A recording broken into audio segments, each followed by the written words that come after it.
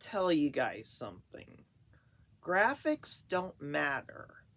What matters is the art that you are presenting. There's been a lot of talk about how graphics are causing development cycles to go way too long, like 5, 6, 7 to 8 years. Basically, a whole generation of consoles, just the complete long cycle of development. And what developers are noticing is that graphics don't really matter.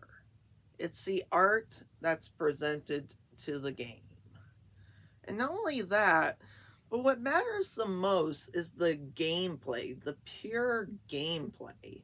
If you go for high fidelity graphics and you don't focus on that gameplay, it's going to look amazing, but it's not going to feel amazing. And I think developers are starting to realize that now. When you make a game, graphics don't matter. It's the art. It's the art direction that you cast on this piece of art.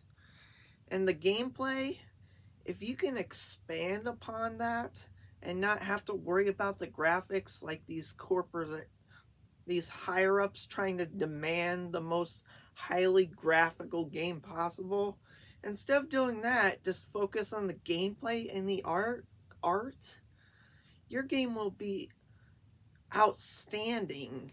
And if you do unique approaches to the gameplay and story, like focus on the story, gameplay, and art, and go in directions that people weren't expecting, you got a gem that's made for success.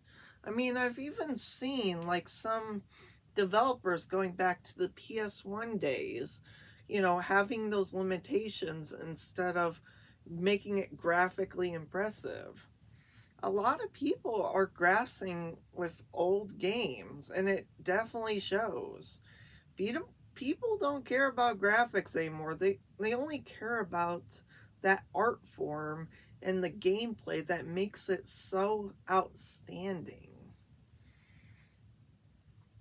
And it's something that us us video game developers has always been passionate about.